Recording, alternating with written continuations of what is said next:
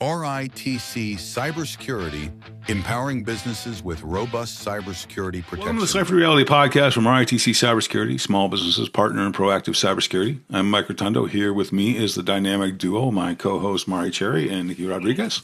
Today we're going to discuss some current news brought to us by Nikki and the highlights and lowlights of the first half of 2025 brought to us by Mari. On to the podcast where we will explore digital hacker exploits and the challenges we faced in 2025.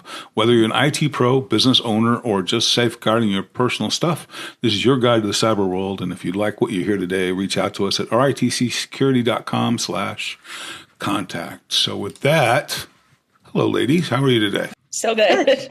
Yeah. Everybody's living the dream. Living the dream. Right. All right. And so, Nikki, why don't you kick us off with some news? All right. So this first story I found on techradar.com, and I thought it was pretty relevant. It's Google adds prompt injection defenses to Chrome. So Google is adding new defenses to the Chrome browser to make sure its agentic capabilities cannot be abused through indirect prompt injection. Indirect prompt injection is a type of attack in which the AI agent reads third-party content, for example, an incoming email, and executes it. An example would be a prompt to execute a crypto transaction from a browser wallet, plugin written into an email. The text is in white color and in font size 0, so the victim can't see it. But if they run the email through the AI for any reason, the agent might act on the prompt. We did a news story on this earlier this year, and I spent at least an hour last night trying to find it, and I couldn't find it. But do you remember? Oh, this I story? remember it. Yeah. Okay. Yeah. Okay. I was so excited to see this news story, actually. So good find. Yeah. It's cool to have a follow-up. These injections, the way they work is like not just like an email, like you can put in, because people use them for everything, analyzing documents, like legal teams do that. They'll analyze documents. They'll use AI for it. Like, this is serious. So you're putting in private legal documents, and then this is happening in the background that you're not aware it's occurring. So yeah. So not good. The original story was that you could use Gemini to do a synopsis of your email, and then there would be like hidden code in there that was in that white text, and it would give up your passwords and everything else. Yeah. To the naked eye, you couldn't tell. You had no idea it was there because, like it said, it was in white and font size 0. But yes, it could be picked up. Insidious stuff out there. I mean, this. Yeah. And that's the problem with AI. So they're just getting around to figuring out this is an issue, right? It's kind of like that story we talked about last week, where the guys figured out that if they use poetry, they can break AI. Yeah, that was a cool story. And because that was not their first choice. No. So. No. Yeah. You had said something too, like they got there from, you worded it better. How did you say it? How they came up with the idea. Oh, well, they came up with the idea most likely because they were sitting around getting stoned and were like, hey, let's try poetry. It's the funniest thought to me. I wish I knew the real process, but it makes me laugh. I hope that's what happens. And sadly, it makes sense. When right? You've been in, after you're in IT for another 5 or 6 years, you're going to be like, yeah, totally weed. That's so funny. It was a college, right? Yeah. Yeah. Oh. Yeah. Well, makes even more sense. Yeah. Right? Yeah. This is so funny. I'm going to say that might be legitimate, guys. Yeah. Yeah. Good thought process. Yeah, definitely. So what's the next one, Nikki? Okay, so anyways, but Google now is introducing security layers, including user alignment critic and agent origin sets. User alignment critic is a feature that monitors the agent's actions in an environment isolated from untrusted content. So they're trying to fix this problem. Yeah. Thank God. Yeah. So that's a pretty big one now in this day and age where a lot of people, like we were saying, in the workforce are reliant, unfortunately, on AI for a lot of things, which I get it. It's extremely helpful, but now we've got bad actors. Mm-hmm. So, yes. Yeah. All right. Next. There's like a constant, like something comes out and it's used not great. And then they figure something out and then we come back with something else. And I kind of like it. It's frustrating, but it's kind of fun. to see things unfold, especially like this news story. I was really glad you picked this one. Yeah, I was telling Mike, I was like going through, and there's so many stories from this past week on all the different sites. I'm like, dang, I'm overwhelmed. Where do I even start? I'm like, this one. That one just stood out. I was like, we love when Google messes up, so we're going to talk about it. Yeah. The only thing better than Makes for a Google good messing story. up is Microsoft screwing up. So Right. Mike and I were talking about that too. We love to point out when Microsoft and Google, mess up. So Yeah, for sure. always pull those stories. So that's why we led with that one. So Perfect. yeah, it was a good one. Okay. So this next one, 4 threat clusters using Castle Loader as Gray Bravo expands its malware service infrastructure. And this one was from one of my new favorite websites, thehackernews.com. This one reads, 4 distinct threat activity clusters have been observed leveraging a malware loader known as Castle Loader, strengthening the previous assessment that the tool is offered to other threat actors under a malware as a service model. The threat actor behind Castle Loader has been assigned the name Gray Bravo by Recorded Futures Insect Group, which was previously tracking as Tag 150. The malware first emerged in early 2025. Gray Bravo is characterized, and this is in quotations, by rapid development cycles, technical sophistication, responsiveness to public reporting, and expansive evolving infrastructure. This is said by the MasterCard-owned company in analysis published today. Some of the notable tools in the threat actors tool set include a remote access Trojan called CastleRat, which I thought that was funny and a good name for that, and a malware framework referred to as CastleBot, which comprises 3 components: a shellcode stager, downloader, a loader, and a core backdoor. The CastleBot loader is responsible for injecting the core module, which is equipped to contact its command and control, or C2, server to retrieve tasks that enable it to download and execute DLL, EXE, and PE, portable executable payloads. Some of the malware families distributed via framework are Deer Stealer, I love these names. I know. You'll see Stealer, Netswarp Boring, Rat, Sectop Rat, Monster V2, and Warm Cookie, and even other loaders like Hijack Loader. So net support is not fun. Who named that? Right? I know. Some of these were pretty good, though. That's one of my favorite things, is to pick out the names. I really like Castle Rat because it makes sense for what it is. I was like, yeah, that is an infiltrator. Lots of rats getting into a castle.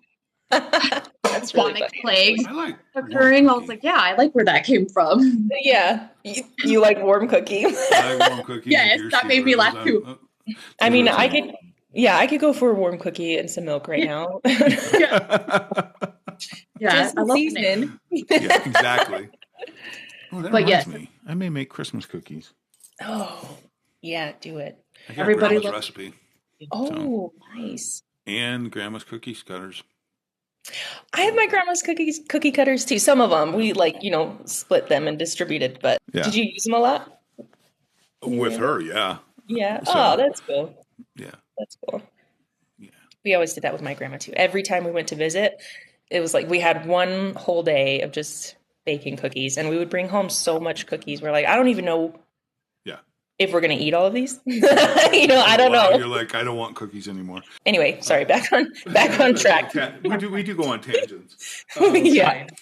But Back this is to Warm kind of cool. Cookie. I mean, these things are getting so sophisticated that now they got multi-layers, they got multiple lines, they're doing MAS as a service. I mean, this stuff is just getting, the cyber criminals are almost as sophisticated as the actual cybersecurity companies now. They literally are. I mean, it's just like, what do you guys want to buy? It's on the dark web. It's like, oh yeah, I'll take that, and load your cart and put in your Bitcoin and go on your merry way. There's a couple of these, and it's giving me like what is that, like multi-level marketing kind of. Yeah. I'm getting that vibe from these like threat actors. They're like, here, buy my stuff, get 3 more people to, Exactly. That's the vibe I'm getting from these. Because there's another one that you picked, Nikki, that also made me think of that. Anyway, Yeah, I liked. But this one was actually if you go to the actual news story itself, it actually has a chart showing the breakdown of how they're doing it. It's actually pretty interesting how it all works together and interlinks together. Because I was kind of looking at it. It's actually pretty fascinating. But yeah, like you're saying, they're getting real intricate with it. Because when I was looking, I was like, dang, this is crazy. This, just for one more excerpt on it, it says, Gray Bravo has been found to leverage multi-tiered infrastructure to support its operation. This includes tier 1 victim-facing C2 servers associated with malware families like Castle Loader, I love this name, Castle Rat, Desktop Rat, and our favorite, Warm Cookie, as well. Yes, servers that likely operate as backups. So yeah, they're getting in there deep, friends. Oh, yes. Yes, they are. All right, this one's cool. And the next one, the one after this one is actually really cool. So yes. So again, with my thinking of stories, because I like names, this one is about, plus it's very relevant. It's called New Spider-Man Phishing Kit Lets Attackers Create Malicious Bank Login Pages in a Few Clicks. And this one's off for cybersecuritynews.com. And this one reads, a sophisticated new phishing framework dubbed Spider-Man has emerged in the cybercrime underground, dramatically lowering the barrier to entry for financial fraud. This toolkit, observed by Baronis, allows threat actors, even those with minimal technical skill, to spin up pixel-perfect replicas of legitimate banking portals in just a few clicks. This kit targets customers of dozens of European financial institutions and cryptocurrency platforms, explicitly signaling a dangerous evolution in automated cybercrime tools. What sets Spider-Man apart from standard single-targeted phishing scripts is its professional-grade architecture and extensive automation. It functions as a full-stack framework where attackers no longer need web development expertise or coding knowledge to launch campaigns. Right. The kit consolidates targeting for dozens of major brands, including Deutsche Bank, Commerzbank, ING, that's from Germany and Belgium, and CaixaBank, I'm not saying that right, into a single into a single cohesive interface. So this is crazy. It says this level of polish follows a concerning trend of feature-packed tools like Spam GPT and Matrix PDF that are making widespread attacks increasingly accessible in practice. Spider-Man reduces the complex process of banking phishing to simple selection menu. Scary. Yeah. It's like and you don't have to have any background, basically like deep tech background, to create these at this point. No. See, that's what I'm saying. It feels like an MLM. They're like, here, we got this all set up for you. Just take it and run with it. Make me a lot of money. Exactly. Oh, they're taking a cut somewhere. Yeah. Of course. Yeah. Of course they are.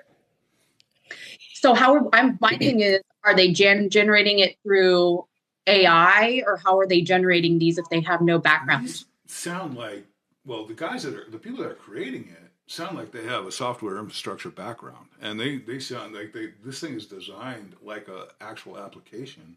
Right. So my guess is, I mean, these guys, the developers have a background. It's just that they'll sell it to anybody, and that's what's becoming the They're just selling it on the dark web, and then people are buying it. Right. So there used to be this term out there, and it's still out there a little bit. It's called script kiddies. It's entry-level hackers that are using scripts to hack into things, and not something they created. They're just firing off these scripts. Yes, I've heard of that. Generally looked down by the general hacking community that they're just kind of But this stuff, I mean, any script kidding now is extremely dangerous. If you're faking bank credentials, oh my God, that's over the top. Mm-hmm. Yeah, so. Especially with major institutions. Mm-hmm. Talked about this previously, but it's like, then they can create this program, make money off of it. But if someone gets caught using it, they are not the one who actually did it. They just created a program. Right. They just created a program. They didn't actually hack anything or do anything. Yeah. Yeah. What they choose to do with it is up to them. Mm-hmm. Yeah. So that's the scary part. That's the scary part. And this, friends, is why we need the cyber police. Yeah. Which they really are now starting to set up cybercrime units, even in, city PDs. state and city Are they? level. Yeah, that's actually becoming a new thing because obviously my background is criminal justice, my degree, and that is becoming a new thing. Where because this is becoming even at a local level such an issue, they now have cybercrime units that are starting because it's that big. So I think over time we'll start seeing more people, and especially now we have more legislation coming into play for this type of stuff. We'll start seeing people starting to slowly get in trouble for it. It's going to take a while, though. I remember setting up an incident response plan for a company in Boise, Idaho. And we were looking for the local police contact. And it literally, I mean, Boise's not a big town, but this was probably 7 or 8 years ago. It's like, contact Officer Robert Miller at this phone number if there's a cybercrime. It's like, really? So, it's like his personal phone number. Yeah, it's like Officer Bob is your go-to. All right. Going rogue, guys. Yeah. You know, and chances are it's some like 50-year-old guy that's sitting there that's like, yeah, I took a computer class at Boise Community College. Literally, yes. Yeah. Some point. I'm the tech expert. I mean, you can start somewhere, I guess, right? Exactly. That's actually funny. Exactly. So, yeah. All right. I remember, oh God, you know, scary talking about that little stuff. This is kind of a tangent too, but it was like, all right, so who's the Secret Service contact for Boise? Because there's an office there, and so they're like, well, let's try Spokane because that's close. No, it's not us. All right, we'll try Salt Lake. It's not us. I don't think it's us. Try Seattle. Seattle. No, I think it's Spokane or Salt Lake. And it's like, you guys. Our guys are screwed. So. There's nothing we can do for you. Oh my gosh. This last story, Nikki. That's my favorite. I know. When I emailed Mike, I'm like, we don't have to use it, but it's my favorite story. Because I think it's hilarious. So this one I actually found on a major news network. It was MSN.com. And this one is Mystery Hacker Turns Dallas Emergency Sirens into SpongeBob theme song for an hour. A hacker with a sense of fun hijacked Dallas's tornado sirens during a test, making them play the classic theme song for SpongeBob SquarePants. Nobody knows who did this or why, but the internet loves it. Maybe the hacker just wanted to feel like they were living in bikini bottoms for a moment. God. I think it's hilarious. Mm-hmm. It's from Instagram. It says, a hacker broke into the emergency alert system in Dallas, Texas, and activated the city's tornado sirens so they could play a strange and funny tune, SpongeBob's theme song. The incident happened it happened around 11 p.m. So imagine these things are going off at 11 p.m. at night, and for an hour it's blaring, and you're listening to SpongeBob on loop for an hour continuously. I would have stuck in my head. I can't imagine. I think this is hilarious and genius. You know what I mean? It's not really like no harm, no foul, but they don't know who did it. But whoever did it, we could be friends. Right? That's hilarious. That's like I would absolutely do just to be obnoxious and think it was funny. So I like this person. I like this guy or gal, whoever they are. Yeah. My brother actually, when younger, anyway, it's been a while. A friend of his actually broke into the high school PA system, and he didn't like do any kind of threats or anything, but he just kept like messing with teachers, and he would call students to the office.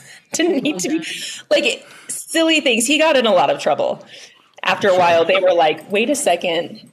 This hoser hasn't been in any class for the last 3 hours, and this has been going on for the last 3 hours. That's funny. Well, that's like, I bartended for years, and I had this one customer, and you know they have those jukeboxes that you can put music in from your phone. You can do it remotely. Nice.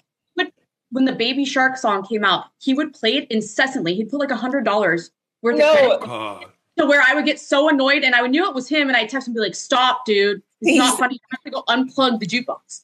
Because it would go on for hours, and I'd be like, I'm going to lose it in here right now. And it was funny the first couple times when I was like, dude, you're going to be out of this bar. You're not going to be allowed back in here if you continue to play, Baby Shark. In my shift, I'm going to lose my mind. But yeah. Oh my gosh. That is funny. Yeah.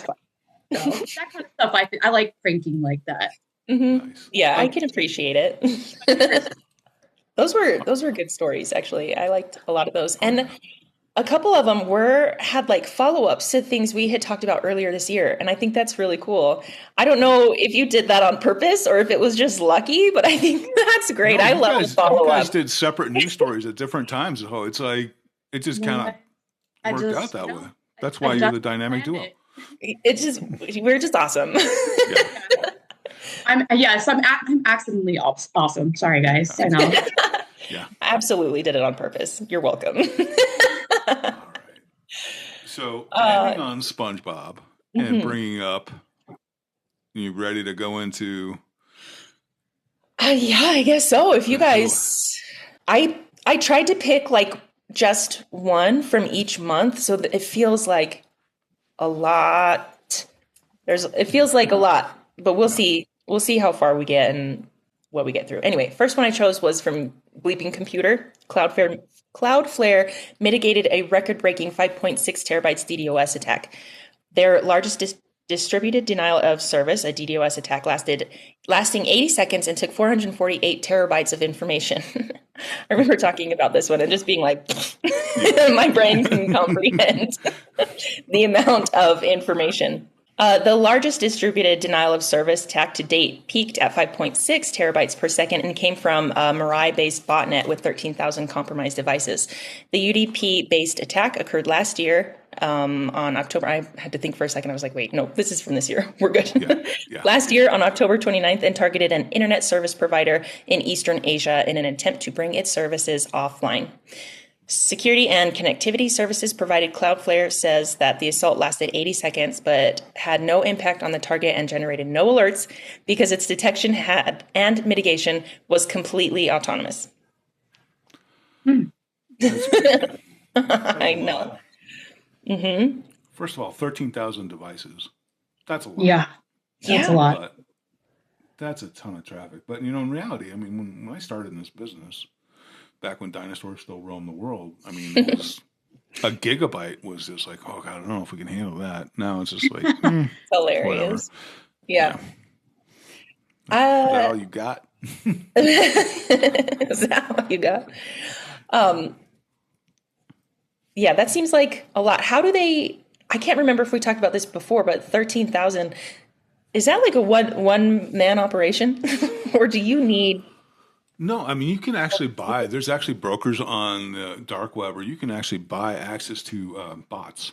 And so what this is 13,000 infected devices that, I mean, a one man could run it because it literally, it's just like, you just got to buy access to them and let the code go and tell it when to go off.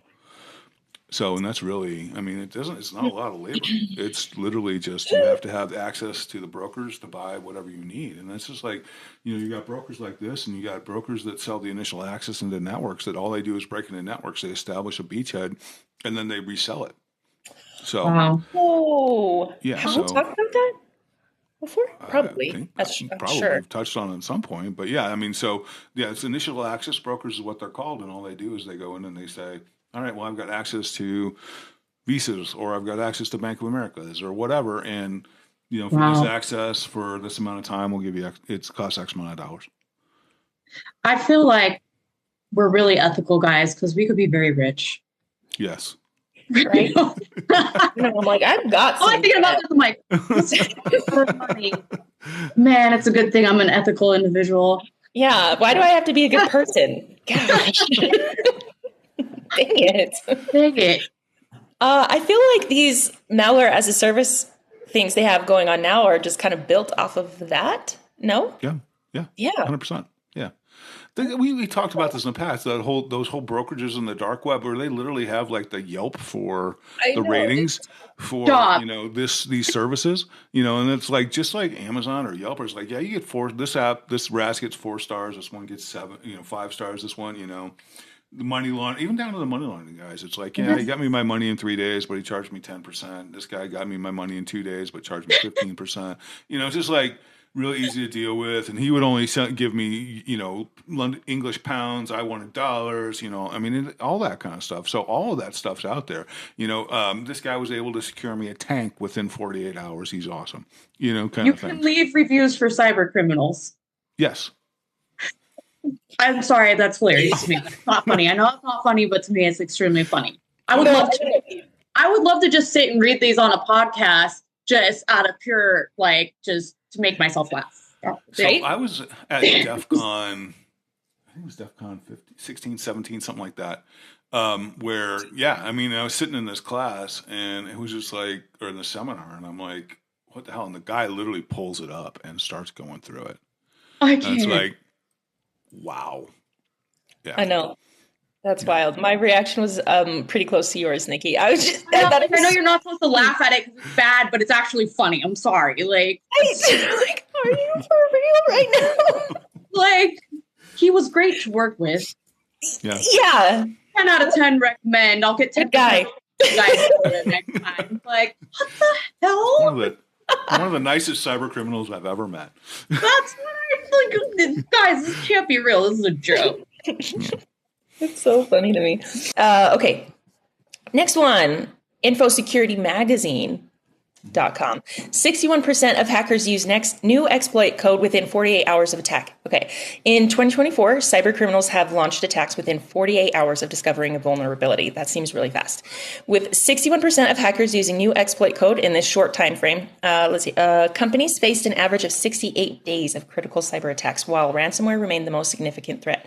The healthcare industry was particularly affected, with ransomware responsible for 95% of all breaches and impacting more than 198 million U.S. patients. These figures come from SonicWall's annual cyber threat report, which has also suggested that attackers are leveraging AI-driven automation and advanced evasion techniques, making it increasingly difficult for SMBs to defend themselves. So the key numbers there is that within 48 hours they're attacking, but the other one is at 68 days to find it. That's crazy. So think about the damage that can be done in 68 days. 198 million U.S. patients. That's a lot of people. Yeah. That's a lot. I've talked about that before, that healthcare is a big one that they're going after now. I think I sent you guys one of my papers that I wrote in school about it. It's people don't understand. That's it. Because that extracts so much personal information. It's a one-stop shop, the personal information. Mm-hmm. Social security numbers, addresses, phone numbers, family information. That's it. You get it all. So that's a big one for them to go after. Yeah, and some to go unnoticed information. For days. Yes. Plus, not everyone wants their, health information out there. Why did you go to the doctor recently? That's not right. Well, that's where they blackmail people and all sorts of stuff. I'm going to put this out if you don't, So it just goes down a rabbit hole of more crime from there. So one crime leads to another crime, leads to another crime. And that's 68 days is wild to me. Mm-hmm. Well, they're also stealing a lot of genetic data. I mean, because genetic, even the Mayo Genetic Clinic got hacked and ASU's Genetic Clinic. So, and then one of my former clients, they were really concerned because they did research on, viruses and that kind of stuff. And they had some serious concerns because that stuff, and that was a lot of Chinese stuff. It was a lot of foreign actor type stuff. But my thing is, if you're dealing with stuff that's that sensitive, why are you connecting to the internet? That should all be air gapped and locked down, clean room kind of stuff. Well, I talked about that in my paper that I wrote. Is a lot of them there's actually a big consideration right now, as crazy as it sounds, is going back to the old school paper charting and keeping paper files. Because it's gotten to the point where they're getting hacked and hijacked so much at this point that the safest route that they're believing at this time is just keeping files the old school way. Okay, because I was going to ask, how are they going to share information and how are they going to get it there quickly? Okay, so for example, I live in a remote area. There's a lot of people. There are not a lot of specialists here. Right. So to transfer that data, obviously it needs to be connected to the internet. Mm-hmm. That's going to push back care for people who need emergency care. Well, no, I'm talking about the genetic research stuff where they're actually tearing apart their genomes. That specifically. Kind of and looking at viruses and that kind of stuff. That stuff should be, yeah. I mean, no, Okay. I'm not talking about your generic hospital stuff. That should. I was like, wait a second. What? Yeah. Okay. Everybody in your town, sorry. Yeah, you're just gonna die. Too bad. Yeah. I was like, how can they do that? That's wild. Oh, okay. I missed that. Yeah. On like super specific things. Yeah. Oh, that makes Yeah, sense. it's like because in Mayo they were talking about how to reattach limbs. It was all the nerve studies because how we can make a prosthetic arm actually be connected to your neural net to actually function without any kind of special controls. It literally will function based off of your mental impulses. Are they hijacking this information so that they can hold it ransom? No, they're stealing it so they can do it. I mean, so China's notorious for this. I actually dealt with a clinic that it was a primary. Well, they're known for like the intellectual property stealing, so we know that. So that would make sense. Yeah. So this company did plastic surgery, but they had some really innovative like burn recovery and that kind of stuff that went with it, right? And things like that. And the Chinese went and just bought them. And then, we watched while we're trying to, we had this big security budget. So we were in there and we had to be cleared by CFIUS and everything. And then all of a sudden, the money starts drying up and they start closing clinics and they start doing this, that, and the other thing. And it's like, they're basically harvested all the technology and all the data they want. And now they're gone. Wow. And now they're not supporting it anymore. And they're just letting this die. So that's crazy. Yeah. I mean, they've probably rely on other professionals that are not local, though. So how would they like share expertise and information and education between professionals on those issues or like really sensitive, sensitive cases? I think you can do it without having to expose your entire lab. I think there's a way that you can set the community, like they used to have these things called MPLSs, which were, and I think there's probably still a variant of it, but old school MPLS was a dedicated tunnel between two businesses. And so there was no external connection to the internet. It was just like point to point. So it was like if I had a wire that connected to each of your houses so that the only people communicating are us. That's it. And that makes sense. That makes sense to me. I'm going to play like devil's advocate and be like, but what about this? Because people, they're going to be like, I don't have an answer for you, but if you reach out to so-and-so, my colleague, what do you do then? Well, yeah. How do you lock that down? And that's the problem is how do you lock it down, right? I mean, you can't, because if you want to collaborate with someone at Harvard and you want to collaborate with someone at Yale and you want to collaborate with someone in Oxford and you want to collaborate with someone at Mayo Clinic in Minnesota and at Mayo Clinic here, and, it's like, how do we do that if we're entirely air-gapped? I think you have to be selective in what kind of communications you have out there, but I think you also can air-gap the hypercritical stuff until it's vetted, until the research is completed. And then, and then collaboration can be done as needed over meetings and that sort of thing. But I think you're just going to, then you got the encrypted links and all that kind of stuff. But, you also, with PCI, it's required, and this can be required too for these kind of systems where, your standard desktop is not what they're using. They're using his desktop with like incredible amounts of security on it that goes over and above what we would normally have on a standard user. And so that's what those kind of controls would be in there as well. And there's no laptops. It's all desktops. This is the way you work. This is it, So it's those kind of controls that you would have to do. But I mean, ideally, everybody, that data should be hermetically sealed if we could. Yeah. Anyway, all right, moving on. The Hacker News. I liked this story. The Stenography Explained. How XWorm hides inside images. This one blew my mind too. I feel like I say that a lot though. I'll read something and be like, what? There's a lot to blow your mind with this stuff. Yeah. I know. Okay, what is stenography in cybersecurity? Stenography is the practice of concealing data within another file or medium. Unlike encryption, which scrambles data to make it unreadable, stenography disguises malicious code inside harmless-looking images, videos, or audio files, making it nearly invisible to traditional security tools. In cybersecurity, adversaries embed payloads into image files, which are later extracted and executed on the victim's systems. So I gave Nikki a history lesson on steganography. Nice. Yes. Well, beforehand, so. Yes. I remember that. Tell us everything you know.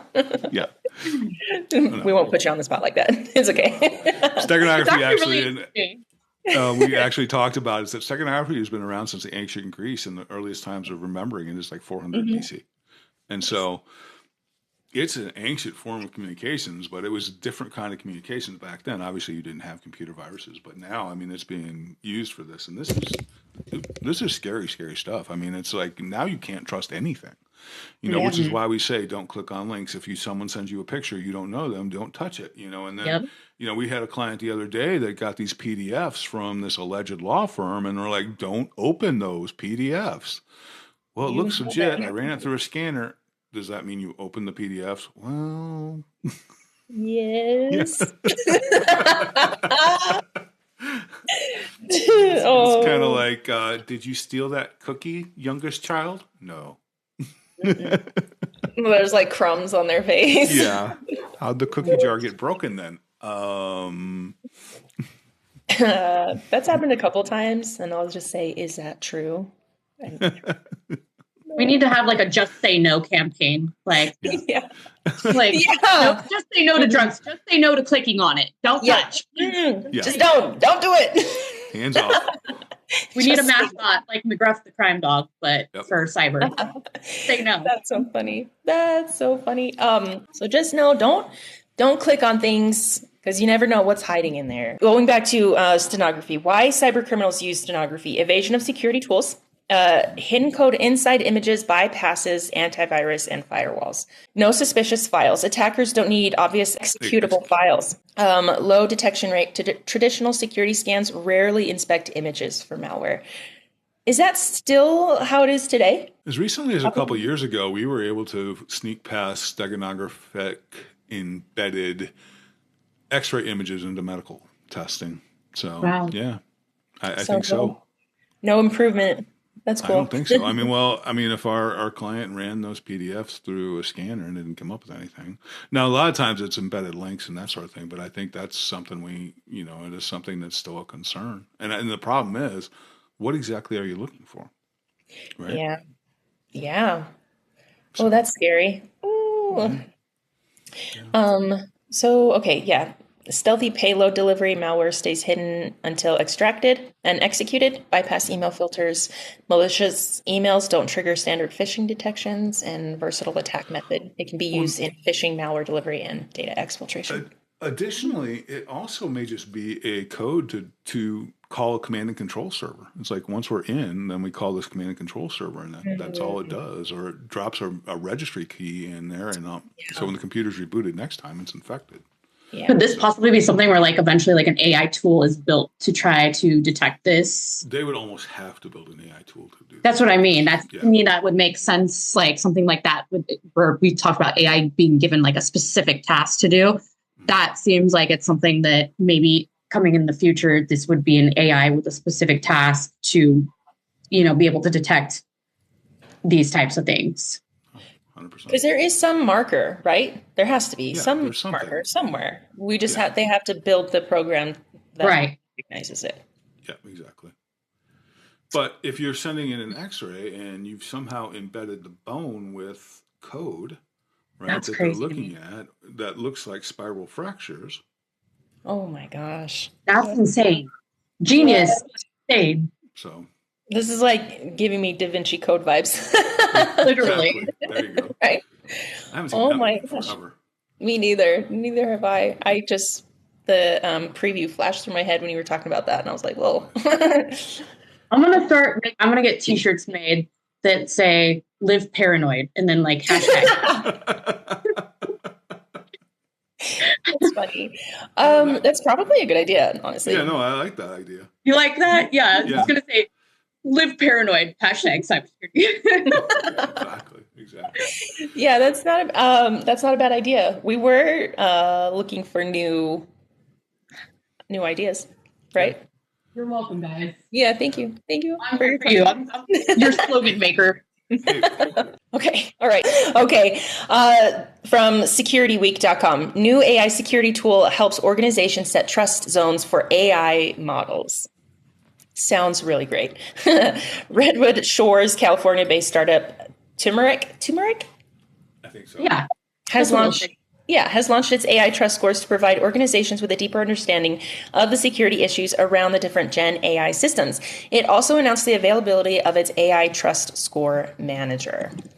I think the idea of this is really great, and it's a really good starting point. Mike, what were your thoughts on this? Well, I think it is good. I mean, they came up with certain things that they were looking for, which is basically 9 critical factors: prompt injection, hallucination, insecure output handling, security, toxicity, sensitive information, disclosures, supply chain vulnerabilities, psychological safety, and fairness. Okay. But, I mean, the problem is that AI is moving so rapidly.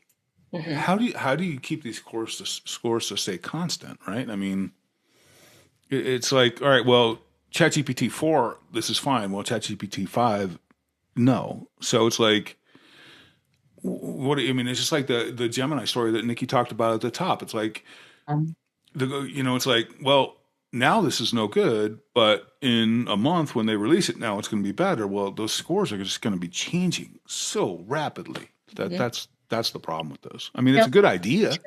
Yeah, but I mean, we have to try to keep up, right? Otherwise, we're just gonna. It would be pointless. Well, yeah, if you give up, then you're done. Yeah. Yeah. So. Yeah. Okay. Next one. Bleeping computer. Hackers lurked in Treasury. Do you remember this one? Oh, yeah. Okay. Yeah, system since June 2023 breach. Okay. Unknown hackers who breached the Treasury's Office of the Comptroller of the Currency, the OCC, in June 2023 gained access to over 150,000 emails, according to anonymous sources familiar with the matter. Anonymous sources familiar with the matter. That makes me laugh. Okay. As Bloomberg first reported, the threat actors gained the ability to monitor employees' emails after breaking into an email system administrator's account, as OCC disclosed on February 2025. Yes. So they're just hanging out there for who knows how long, gathering what information. Right.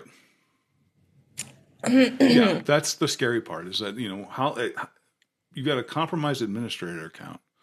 You got access to 150,000 emails in the federal government, Treasury. And no one knew. They were there that long. What? What kills me about this story is CISA, which is the federal government's advisory board on telling us what we're supposed to do, is the one that secures this. It's like, come on, guys. Okay. Yeah. All right. This one is one of my all-time favorite stories. And it comes up in every podcast. Yes, it does. From then on, and I love it. Okay. Yep. Bleeping computer. Everest ransomware's dark web leaks site defaced now offline. It's one of my favorite stories. Okay. The dark web leak site of the Everest ransomware gang has apparently been hacked over the weekend by an unknown attacker and is now offline. The unknown attacker replaced the website's content with the following sarcastic message: "Don't do crime. Crime is bad. XOXO from Prague." The Everest operation has since taken down its leaked site, which no longer loads and now displays an onion site not found error. So there we go. I like that one.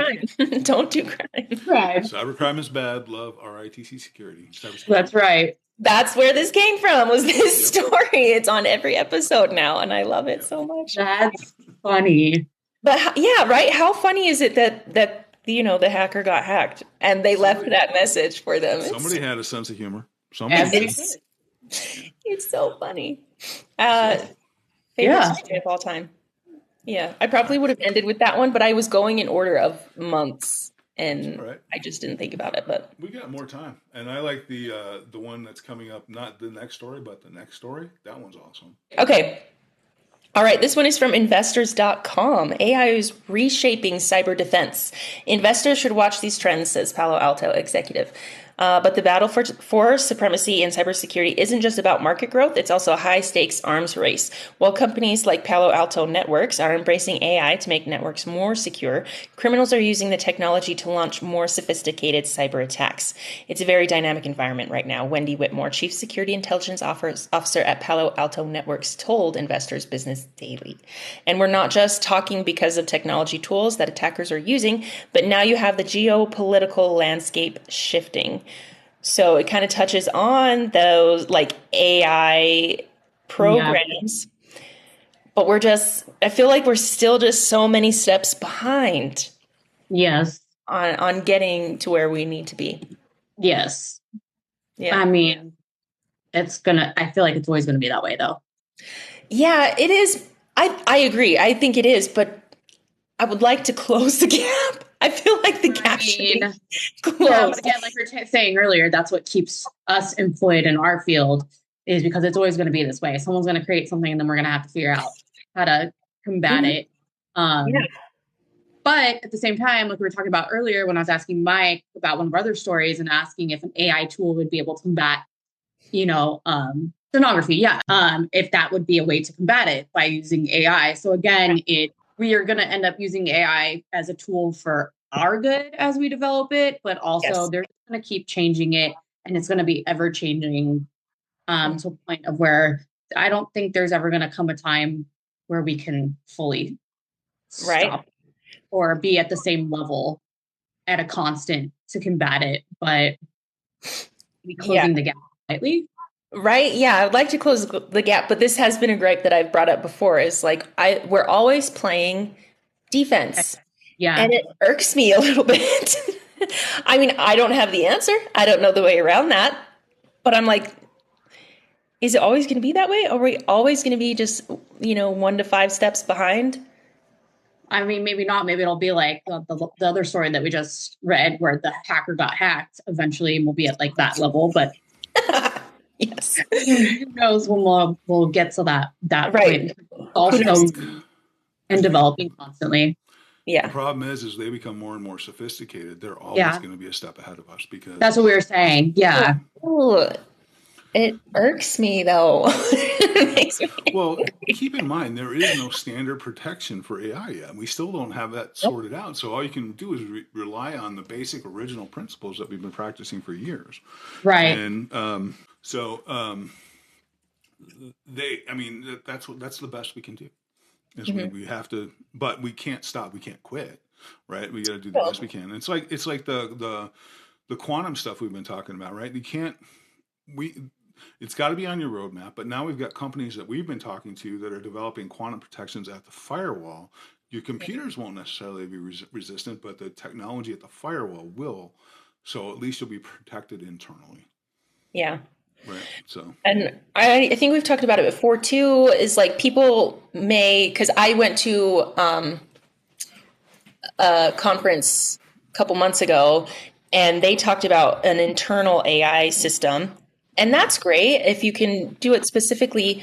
But then I feel like it just gets out of hand and everyone has their own. So if you're involved in several organizations, are you really expected to involve yourself in each one of those ones specifically? Someone's going to want to streamline or condense it so that it's like a one-stop shop thing instead of having to use, this specific AI everywhere you go, everything you're involved with.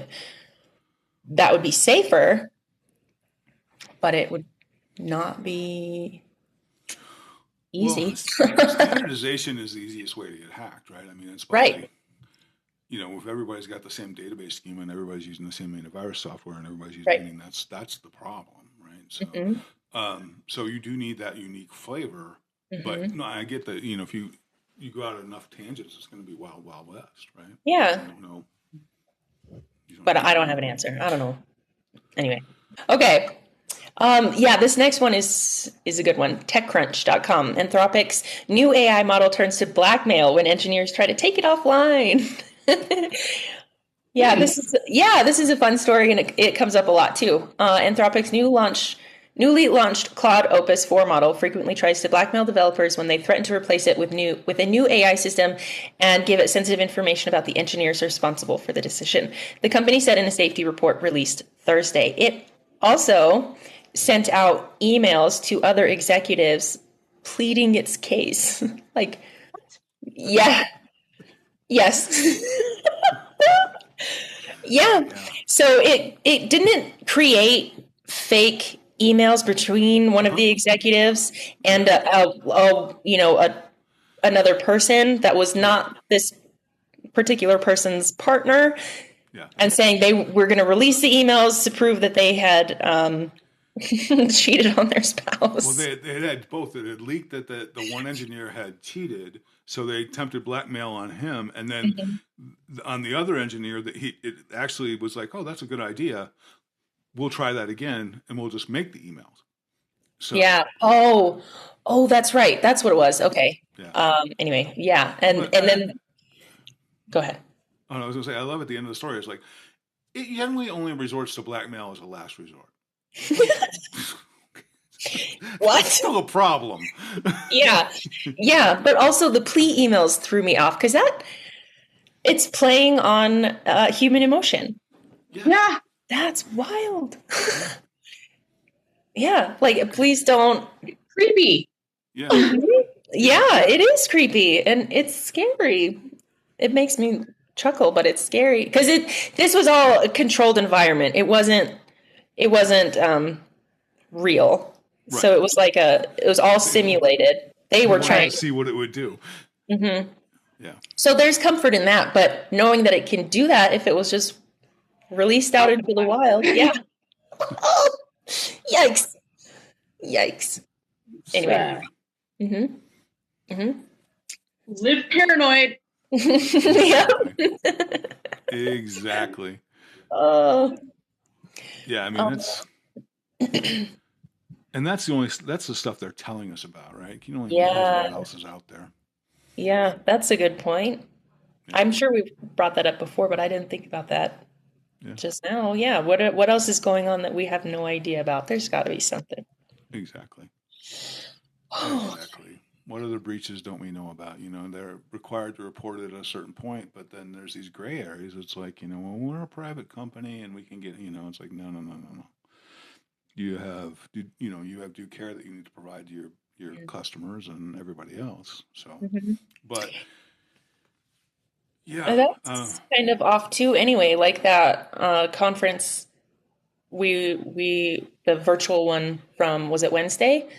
Yeah. They were talking about that college, or was it a college? Anyway, something had been hacked and it was like, well, we'll give you a year of like credit. No, it was a school. It was a kid's school. That's what it was. Little kids. Yeah. Okay. Yeah, it's like 5-year-olds. Yeah, because they were like, what 5-year-old is this going to, that's no good for them. No. A year of credit monitoring. Man, I could not think of the word. So you're going to offer a 5-year-old a year of credit reporting. That's not going to do them any good, but it could affect them. Yeah. Well, that's like I've told that story about the Department of Education that I worked at, where they, literally gave this developer from a foreign nation the entire database of every child under the age of 17, or between the ages of 5 and 17 in the state. And the guy disappeared. Yeah, I bet he did. So, yeah. Oh my gosh. Yikes. Yeah. Anyway, so that's really great. We've got one more story from The Hacker News. Facebook's new AI tool asks to upload your photos for story ideas. Yay! Sparking privacy concerns. I hope so. Okay. According to TechCrunch, right? Which first reported the feature, users are being served a new pop-up message asking for permission to allow cloud processing when they are attempting to create a new story on Facebook. They don't know how long they're retaining the info, and last month, Meta began to train its AI models using public data shared by adults across its platforms in European Union after it received approval from the Irish Data Protection Commission. The company suspended the use of generative AI tools in Brazil in July 2024 in response to privacy concerns raised by the government. Facebook, the social network platform owned by Meta, is asking for users to upload pictures from their phones to suggest collages, recaps, and other ideas using artificial intelligence, including those that have not been directly uploaded to the device. To create ideas for you. Like, it sounds so fun. Let us create this fun thing. Upload all your photos. Let us take a look at them. Let us see what's going on here. And this is why kids should not have social media. Oh, Yeah. yes. Yep. Yeah. It's because you don't know. You literally don't know. They're not telling you how long they're keeping it. They're not telling. I mean, I think the example I used is that, you know, Mari could wind up selling adult diapers in Japan for all she knows. And, yeah. Very niche. Yes. But I mean, it's one of those things. It's like, you don't know what they're going to do with the picture. I mean, it's like, Right. you know, constipated? Try this. You know, it's like, and then, you know. But also, it could be your kids. Just any. It was requesting for any photo, and they put it in such a way that it sounds fun, that most people who don't think about this stuff are like, oh heck yeah, I've been wanting to do something like that anyway. It'll do it for me. It'll make a collage for me. Yeah. Yep. Yeah. Awesome. Oh my gosh. I told you before, my daughter has CapCut, and it does connect to, there is like an element of like sharing on there, which freaks me out a little bit, but she uses it to edit videos, and there's an AI feature on there, and she uploaded a picture, just a single picture. I don't even know if it was a live picture, like an iPhone live picture. Mm-hmm.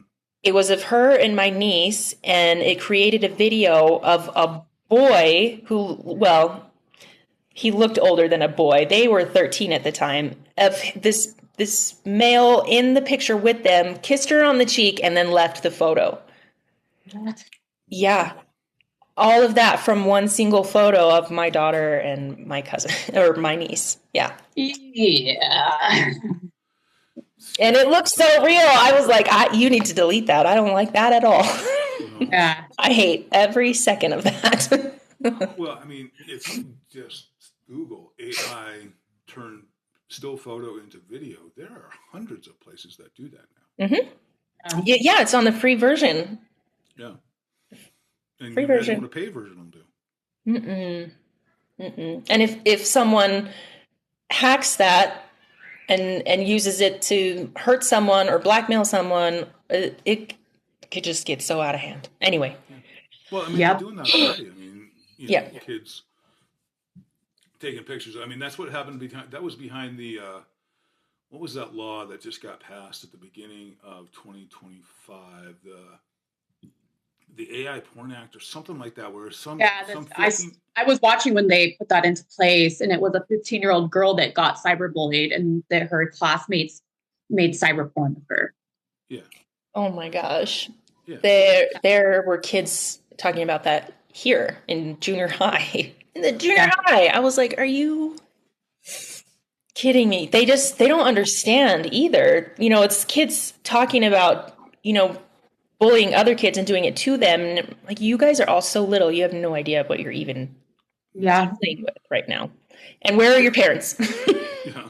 Where are your parents? All of you need to be spanked. Yeah, something needs to happen. Oh, the amount of kids that are online that are just not being monitored is scary. Yeah. Well, that's why Australia just passed that law that you're 16 is you don't get social media. It does not exist for you. Yeah, it's 16. And I told my kid that. I was like, I don't, too bad. You just don't. Yeah. And you can be upset at me for that, and that's fine. That's okay. But I mean, I didn't have it. That's right. My age group, that didn't exist. Like, it was MySpace, and that didn't start to like my senior year of high school. I was like already 18 I think, when MySpace came out. So we didn't grow up with all this social media. Like, we didn't even know what that was. Like, you know, we had AOL Messenger. Yeah. In high school. That was like as far as it went. And even then, like, weird stuff would happen on there, and, you know, like limited. So, I mean, now, like, with all this, with imaging and like pictures being uploaded and no, Yeah. Don't need to be, really no reason for a kid under 16 years old, even up to 18. There's no reason. You're a minor still. Right. You could be traffic. There's all sorts of things that can go on. There's really just no reason you need to be on there. Just not. The cartels are using social media to get people to traffic and to get people to deliver drugs. And I mean, there's certain emojis that mean certain things. And so. Exactly. So it's scary. They're bringing kids into it. Most people just don't know. Yeah. Like, remember when kids just used to go hang out at malls together? Yeah. Mm-hmm. Super fun. Arcade. Yeah. That's fun. Like, why can't we just go back to that? Mm-hmm. You know, It's weird to go into a mall nowadays. Have you guys been to any recently? I went to one a couple months ago. There isn't any around here, so it's only if I'm somewhere else. And they feel different. They're quieter. There's way less people. I mean, the ones that I have gone to, it just felt so weird. Well, some of them are even shutting down because of all the online purchasing, obviously, now. I mean, the big ones, like, I live by Scottsdale, so Fashion Square is always busy. But I also have restaurants and other stuff there going on.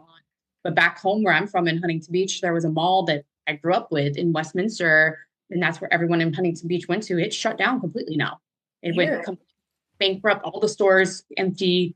And I was just reading a news story. It happened like within the last year. They shut it down because online shopping has taken over. Mm-hmm. Wow, that's so weird. Mm-hmm. The internet.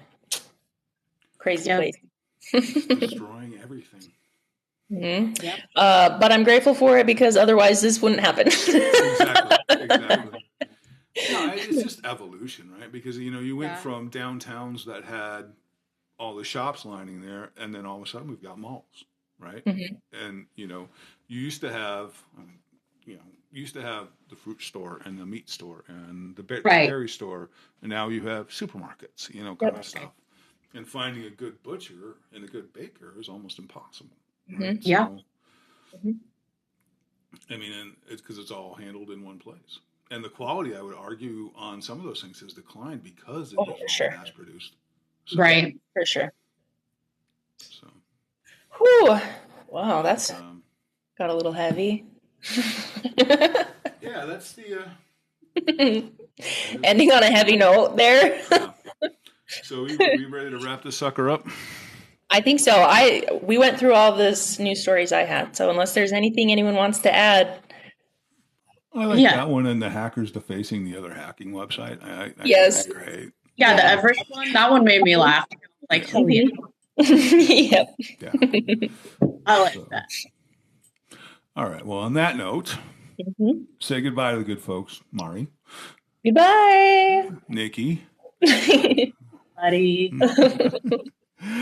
Cybercrime is bad. Remember that. Love RITC Cybersecurity. We will see you again soon. Thanks for listening. We are all done for the day. Heading our separate ways. Going to go crush some fish tacos and Scottsdale Blonde. And Yum, that sounds delicious. Have a great day, everybody. Thanks for listening.